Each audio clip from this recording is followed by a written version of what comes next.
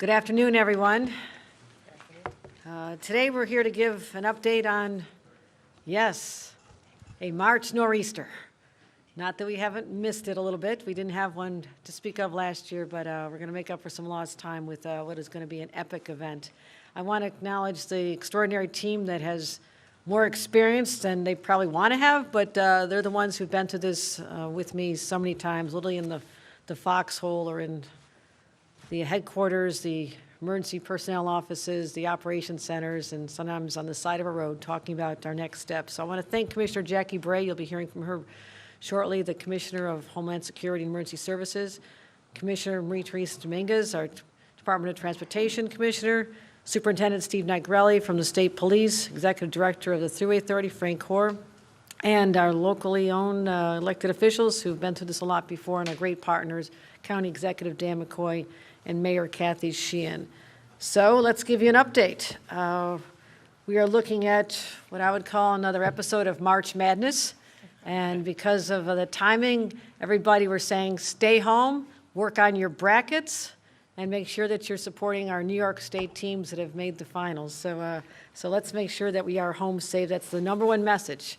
There's no reason in the world to have plans to be out tomorrow. Today is the day you get ready. Do everything you need to do. Stock up on the groceries, stock up on the batteries, stock up on making sure you got enough chargers, everything you're going to need. Additional light sources, because it's going to be one where we're going to see serious loss of power. Where that is a statement of fact. There will be loss of power. But I also want to talk about how we're planning for this. We've been through this before. You know, we just came through an extraordinary winter in Buffalo, 7 feet of snow in November before Thanksgiving, Christmas holiday where we were all holed up in a hotel. It was in my Christmas dinner partners as we are dealing with the blizzard of the century. So we're no strangers to snow here, but we also want to make sure that that does not mean complacency sits in. That is our biggest fear. People in upstate say, well, snow's coming, another snowstorm. I've lived my whole life with snowstorms, but this is one we're cautioning people that this could be deadly. And that is the message that we're here to deliver today. So the key to handling this: early preparation, early warnings. I just gave the warning. Let me repeat it. This will be a dangerous storm. Please stay off the roads for your own safety. Stay in your homes, also for the safety of these incredible men and women throughout upstate New York who will be giving up their time, working round the clock to make sure that the roads are plowed. It is very, very hard to plow the roads when there are people in front of you or cars that insisted on venturing out and end up in a ditch and have to be rescued. This really affects our ability to respond in real time, and you'll hear more about that. So it's also about pre-positioning resources. You'll hear about how we have already launched and pre-positioned 100 National Guard in this region, ready to step in. We are bringing in staff. Our utility crews from all over, even from Canada, are now positioned in this region to be able to get the power back on. And I have been through enough power outages myself to know, especially as a young mom, what it's like when you're in your house and you've got kids, they're not in school, you have no power, it is cold, and it is scary. So we are going to be working very hard to position trucks, utility teams here and now so they can respond as soon as possible. But that all being said, when the roads are too busy, even for our utility trucks to be on, you have to know it's going to take some time to get the power restored. I just want people to know that. So they'll work as fast as they can.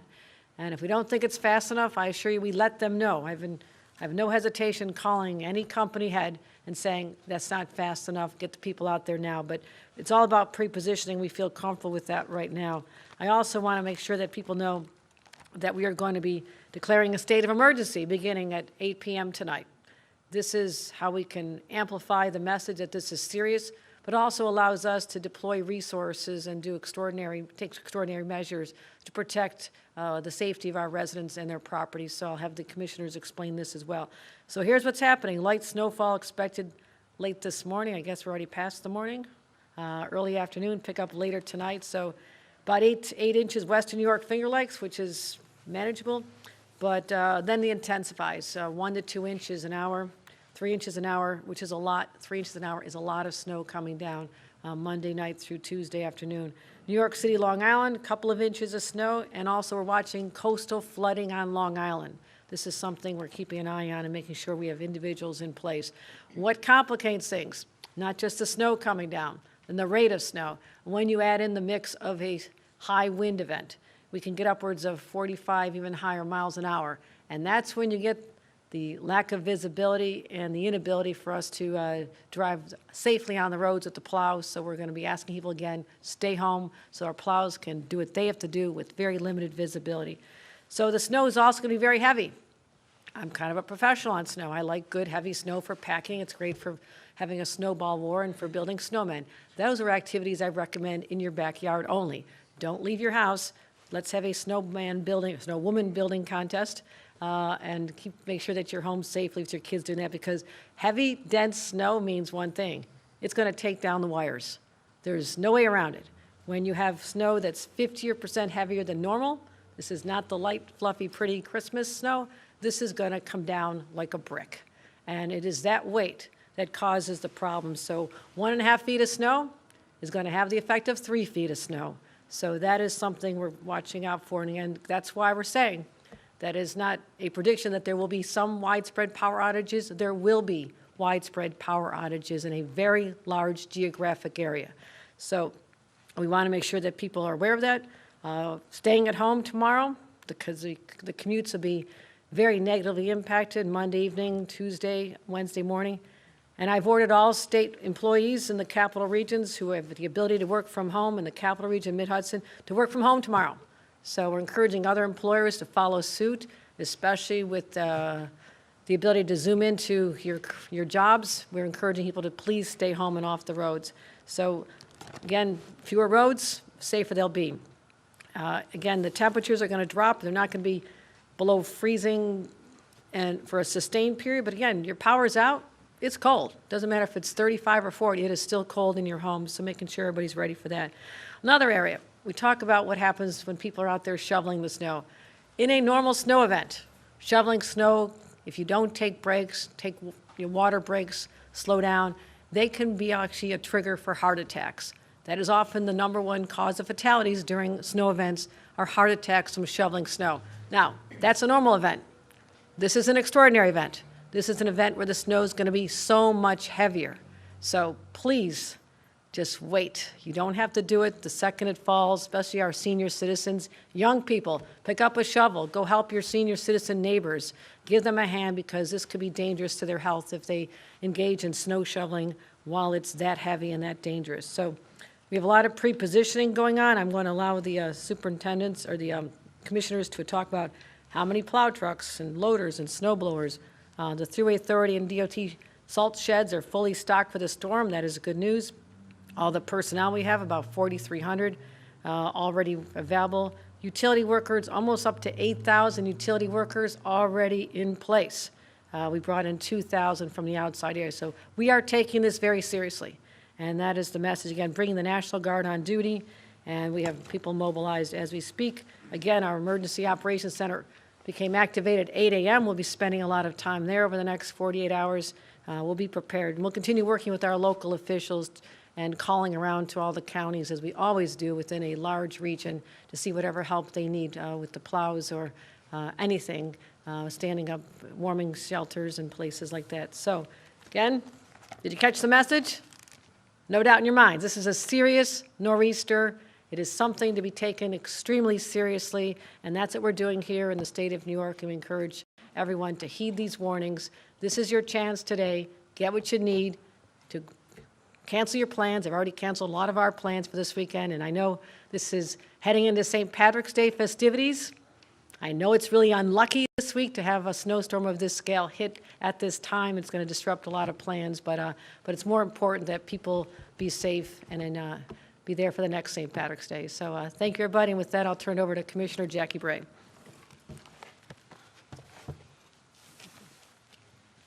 Thank you, Governor. Appreciate your leadership getting us all here today and taking this storm incredibly seriously. The vast majority of eastern New York is now under a winter storm warning. The Finger Lakes and western New York are under winter storm watches. That we expect that to continue through the duration of the event without a break. As the governor said, the conditions for driving will be extremely dangerous. One of the things I want to say is that this is a long duration event. This is not an event that is going to come and go quickly. We expect the event to start around 8 p.m. tonight in earnest. We expect the worst of the snow to be falling in the overnight, Monday to Tuesday, but this is going to linger through Wednesday morning, and we do expect to see some pretty significant winds even throughout the day on Wednesday. So as the governor said, we do expect widespread power outages, and we expect that repairing those outages, getting power back, may take us extra time given the conditions that we're going to face on Tuesday and even Wednesday morning. For us at the Division of Homeland Security and Emergency Services, we began our coordination calls with all state agencies yesterday. We opened our state emergency operations center this morning at 8 a.m. Our field staff have been in contact with county and local leaders and emergency managers to make sure that they have everything that they need. We have opened and put on 24/7 staffing our Hudson Valley, Capital Region, and North Country stockpiles, and we will continue to coordinate any additional staff pre-positioning and deployment when the storm begins in earnest. I also want to take a second to talk about what we expect for the weather after the storm. Today, tomorrow, Wednesday, we expect lows in the 20s, highs in the 30s. That's the storm. Thursday and Friday, we expect the weather to be in the 40s and the 50s, including with sun. So we have begun to evaluate potential for rapid melting and minor or moderate flooding risk that we will keep our eyes on and report back to New Yorkers if anything develops. And with that, I want to introduce Commissioner of Transportation Marie-Therese Dominguez. All right, good morning, everybody. Governor, while I know we're all anxious for spring, it's not quite here yet. So with that, following your lead, the New York State Department of Transportation has been preparing for a number of days now for this nor'easter, and we're in a state of readiness. This storm is poised to deliver some significant snowfall amounts, and DOT is working in all parts of the state to prepare and respond to whatever comes our way. But let me give you some information on what we're doing here in the capital region in particular. To fight this storm, New York State DOT has 259 pieces of equipment that will be working. That includes large and medium plow trucks, loaders, blowers, tow plows. We're putting everything at it. We have 449 supervisors and operators on hand here in the region, and we've repositioned an additional 26 operators and supervisors from other parts of the state here to the capital region to help fight this storm. We're doubling our resources, meaning our plow trucks, to cover the heavily traveled interstates here in the capital region in particular, including the surrounding ring around the city of Albany. That's I-90, I-87, the Northway, 787, and alternate Route 7. Over the course of this storm, we'll look to reevaluate the need for additional resources as conditions warrant, certainly throughout the course of this event. But we're in close coordination, and we're collaborating very significantly with our partners at the New York State Police and the New York State Thruway Authority, and jointly, we will be implementing the following commercial vehicle restrictions beginning at 8 p.m. tonight. The full length of I-84 and I-88, the Northway, from Albany to Plattsburgh, and I-90 to the Berkshire Spur will have a ban on tandem and empty tractor trailers. The travel advisory will also be issued and in place for I-81 from the Pennsylvania line to Syracuse, and Route 17 from Middletown to Binghamton. And this will advise trucks to use the right lane only. I'm sure my colleagues, certainly at the Thruway, will expand on this a little bit more. To ensure a quick response to potential incidents, DOT is also having tow trucks pre-staged here in portions of the Capital District, as well as on parts of I-84, I-684, and Route 17 and Interstate I-81. DOT crews across the state have been preparing our equipment and our roadways, and all of our operations will be fully staffed 24/7 throughout the event and for priority cleanups as we look at post-event operations and what needs to happen. We also have our mechanics who will be not only staffing residencies like this one here in Latham, but also all of our fleet facilities 24/7 to make sure that our trucks are up and on the road. But here's my message to all the members of the traveling public. As the governor said, especially in these impacted regions of the state, please stay home. If you have to go out, please give our crews, our DOT men and women, give them space to do their job. Don't crowd the plow. We'll get through this storm, but we need you to stay home, to stay safe, and to let our folks do their job and do what they do best, which is really clear the roads and make them safe for all of you. So thank you very much. And with that, let me turn it over to my colleague at the Thruway Authority, Frank Hoare. Good afternoon. Thank you, Commissioner. Thank you, Governor. The Thruway will have 600 operators and 400 pieces of snow fighting equipment ready to go. In addition, for the duration of this event, from this morning through the duration, we will have our garages and all facilities open and ready to respond. And we have pre-positioned and pre-deployed additional assets and resources from Buffalo, which is a surprise. Usually we're going that way.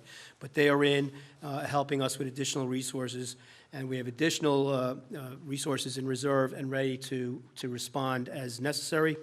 Again, to echo the governor and my colleagues, we're anticipating 1 to 3 inches an hour. That means the roads will be hazardous, and we urge you to stay off those roads. Again, we'd ask you to be mindful of our crews that are out there, our snow plowing crews, our emergency response vehicles, and our partners at State Police and DOT. Please be mindful of them. Let them do their work. On the Thruway, as of 8 p.m. tonight, we will be banning tandems and empty trailers from exit 17 in Newburgh to exit 36 Syracuse. In addition, on the Berkshire Spur, those bans will take effect from the Thruway east to the Massachusetts border. Again, and we are requiring all vehicles, trucking vehicles to be, and commercial vehicles to be use the right-hand lane. We've started messaging yesterday evening that, and we've worked with our partners at the trucking associations to get that message out to their folks. Finally, we just say, again, check the Thruway Authority apps, check our social media for the latest and up-to-date reports and advisories. Thank you. County Executive? Let me introduce now Albany County Executive Dan McCoy. Thank you. Thank you, Governor. And I do want to say, it's kind of easy to smile because the leadership we have with Governor Hochul and her team and being ready for the snowstorm. You can't always predict everything that's going to happen, but knowing that we have this team in place, the partnerships, the communications is vital to fighting a storm like this. So Governor Hochul, to you and your team, thank you so much for everything that you do.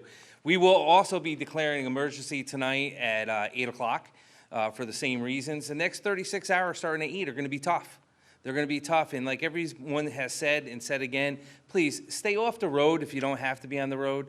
I know people don't believe in storms, and if you learned anything from what happened out in Buffalo, you know, if you do happen to decide to go out and you want to be that person thinking you can drive in this weather and you get stuck, make sure you shut your car off, please, please, because what happens is if the snow gets up to your gas pipe, you're not going to make it through the night. So please shut your car off, try to find shelter, stay off the road. Let the men and women do their job that they need to do to plow and keep the roads open for not just, you know, emergency situations, for the fire department, for ambulance, for the police, so they can respond to calls and emergencies, and so the national grid can get out and fix the fallen wires, because it's going to be heavy snow. You know, like the governor said, you know, please, if you're not out used to shoveling like that, take your time. It is going to be a marathon, but it's not a sprint. Trust me, I'm not used to running. So take your time, rest, as the governor said. Take a 5-minute break, 10-minute break. It's not a rush to get your driveway done or clean off your car, because please go out tonight, get everything before on your way home from work before the storm hits. Just be ready to hunker down for the next 36 hours. And you'll be helping everyone else out. So we, you know, the people that have to get to the nursing homes, or essential employees that have to get even to the sewer districts and everything, and our DPW people can get out there so they can get there safely to make sure they open it up. And it's going to take time. So even after the storm hits, we still got to remove all that snow.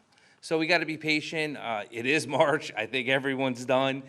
We don't expect this, but you know what? We're ready. We got a great team in place with everyone around here. And I do want to just echo again and say to the governor, thank you. I do want to say thank you to my men and women at DPW, our Commissioner Lisa Raimondo, because we're ready too. You know, we got over 700 miles of roads in the hill towns we'll be doing, putting salt out. All of our pieces of equipment will be out. Again, doing their job to keep us safe. But when you talk about great partners, Mayor Sheehan in the city of Albany, I get to introduce you, and I just want to say, Mayor, it is good to work with you, and we are going to hold you fast to the NCAAs, that you will have everything ready to go by Friday, Mayor.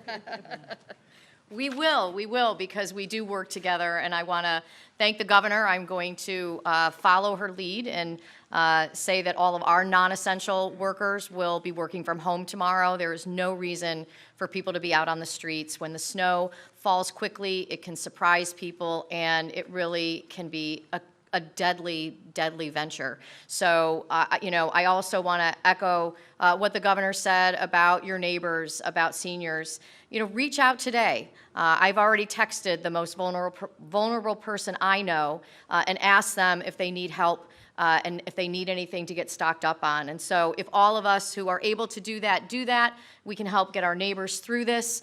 And it's really important. Also, as you are going home tonight, be nice to the other people in the grocery store. This is going to be a really difficult storm, but it's only going to last for tomorrow. And, the roads might still be a little bit dicey on Wednesday. But as you've heard, I've got my marching orders from the county executive. We have to have the streets in Albany cleared in time for the NCAA tournament. We are also going to keep all of the roadways clear to our hospitals. We're going to be working. We're fully staffed. All of our equipment is ready to go, and we have dedicated men and women who are going to do everything in their power to keep everyone safe. So help us, help them, stay home if you don't have to go out. Today, before you get home, call that most vulnerable person that you know, ask how you can help them, ask what they need, and we'll get through this. So thank you. Thanks, Governor. Also, we want to make sure that people are paying attention to possible road closings. You heard about the commercial ban. 1 second, please. We were talking about banks a couple hours ago. I have to shift my mindset. We're talking about snowbanks, not New York State banks at this point. But keep an eye out for all the messaging on travel bans. As we announced, I'm going to reiterate, there is a state of emergency beginning at 8 p.m. tonight. Also, you heard about what's going to happen on our major highways, but we'll be watching very closely, and I know my team is planning on middle-of-the-night conversations about what the morning is going to look like in terms of whether or not there'll be local road closures, and that's something we do with our local partners as well. So everybody needs to be tuning into the news however way you absorb your news content. Any questions from the media, speaking of news? Governor, Hazel's going to Kate, go ahead. Oh, I'm sorry. So, Governor, I know that counties are asking lawmakers to reject your proposal about the Medicaid cost shift. That will they're saying will cost taxpayers a lot more, and counties millions more dollars. Why did you make that decision, put that in your budget, especially as counties are still trying to recover financially from the last 3 years? We've examined the finances of counties throughout the state of New York, and they're very healthy. And you can hear this from the comptroller as well. So they're in a different position than they were in 2015 when the state absorbed the cost of Medicaid increases. State taxpayers are paying for Medicaid increases completely that were once picked up by the counties. For example, this year alone, that equates to $6.9 billion that the state of New York is paying so counties don't have to. And what we're simply saying is that the extra money from the federal government that's there to pay for increases in Medicaid should actually go to the entity that is picking up those costs, and that is the state. So we're not saying we're going to require that counties pick up the cost. I think it's about $37 billion that we have absorbed at the state level since 2015 to help the counties that were in more financial distress at the time. But it's just a recognition that the federal government's saying, here's some money for increases. We're the ones paying for the increases, so that's why it's in the budget this year. Any other? On topics first. Zach, go ahead. Is this really on topic? Or are you just saying that? Okay. What are some lessons learned from the Buffalo snowstorm, and how are they being put to use here?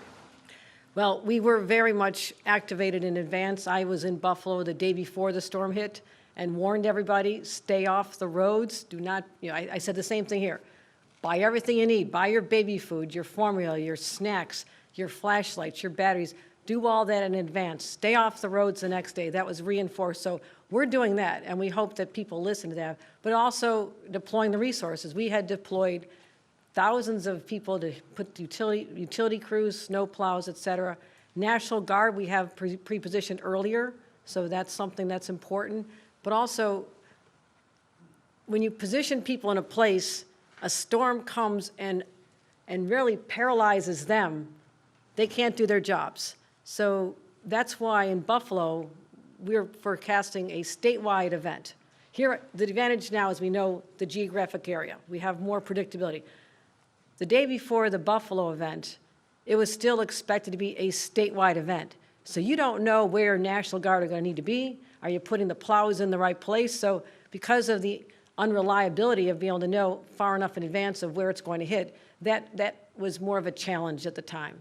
The advantage, as I've said before, is we know exactly where it's going to hit. We know the patterns a day in advance, and that allows us to be more precise and strategic in where we deploy people.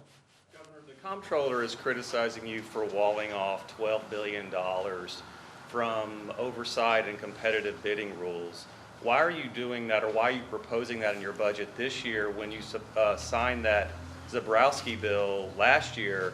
And also, isn't no bid contracts, isn't that the problem with the departure of your recent budget director? No. We'd be happy to talk about more in detail on that. But what I would say is, with respect to, I did sign the ability for the comptroller to have powers that he once had that were removed with the legislature's support, I might add. They approved the removal of that oversight. I'm the one who's returning it. So the thought that we're trying to mask oversight from the comptroller is a false narrative. Okay, any more on topics on the storm that is coming? Go ahead. Hi, Governor. A few years ago, October of 20, we had a pretty bad, wind-related storm here in the capital region, knocked out a lot of power, and it seemed like, there wasn't, I guess it was a bit of a lag as far as crews coming in. Are you confident that, this time around, I know that was under your predecessor, but, this time around, are you confident that we're going to see, the maximum amount of crews out there and addressing potential outages and what have you? Yes, 1,000 times yes, because this is how we use the experience that we all have, and I certainly had dealing with snowstorms from being a local official 30 years ago. So it's all about putting people in place in advance. When you know the geographic area, which is a lot easier. You don't always know that. Now we know it. That's why I was just chatting with crews in from Long Island. They may have some flooding, but they're not going to need snowplow crews in Long Island, nor will they need them in New York City. And we don't expect they're going to need them in Western New York. So they're here now. They have been called already. So that is the difference in our strategy, is like, be smart about it, not when the snow flies, but before the snow flies. And also bringing down utility crews as far away from Canada, because we want to make sure that we have every single person available, every truck available, to be able to not just restore the power immediately, but to clear the lines off the roads, which become a dangerous situation. So again, knowing the weight of the snow in advance tells us that there will be serious outages. We cannot guarantee how long it takes to restore power, but we'll know that we have the people on the ground to be able to do that as soon as it's safe to do so. And that's the difference I have to explain. It may take some time, but we have the people to do the right job at the right time as soon as it's safe for them to be out there. Okay, time for one more. Marie, go ahead. Governor, could you address some of the pushback from lawmakers around your charter school proposal? And are you still pretty confident that you can get something on that in the budget? You can ask them why they're pushing back. I think it makes sense to give parents choice. I don't know that New York has had a stronger proponent of public education than myself in terms of being a product of public schools, believing in them, putting more money toward public schools than any governor in history, increasing across the state over 10% from last year, which was also historic. So to the argument that this takes away money from public schools is not true. I'm just responding to parents who want choice, especially in black and brown communities who are saying, can we just have a choice? And it's hard to say no to those individuals who want to be able to have a decision. They may want to go to public school, they may want to go to charter school, they may want to go to private school. I'm not in a position to tell them that we will take that choice away. And all I'm trying to do is say that at one time the legislature thought that the number for charter schools in New York State appropriately would be 460. But for some reason, they artificially put a ring around New York City and said they have a different cap than the rest of the state. I believe in one state. No reason to differentiate between upstate and New York City. So I'm simply saying, don't raise the cap, keep it at 460, but remove that cap, as well as allowing for what they call the zombie charters, of which there are about 20, 21 now. And those are schools that were already authorized to be in existence, for whatever reason went out of business, But still, that community now would like to have a replacement. So why wouldn't you logically be able to replace those that were already approved in the past? So I'm just trying to inject a common sense approach to this, not increase the number, but not say that the number should be decreased just because at some point the school's closed. So I'm happy to have the conversation with anybody. I feel I have parents, especially in high-need areas where they want an option for their children. I feel having their voices on our side is important, and that's what I'm fighting for. So we'll see how it all plays out in the budget, but that's all going to begin in earnest very shortly. All right, thanks, everyone. on-time budget matters at this point, Governor? On-time budgets are always very nice to have. Last year, our budget was 9 days late for one reason. I said I'm not leaving Albany until I get substantial changes to the bail laws to make sure that serious crimes that were left out are now covered and that we have discretion for judges. So I think people know it's a nice target. It's a nice, I would like an on-time budget. I'm not planning on one that's not. But I also know that I'm here to do the work of the people of New York State, and they expect me to not leave town until the job's done. Thank you. How is the budget director going to affect that being on time? I have a very experienced budget director. That has no effect on it. We're good. Thank you.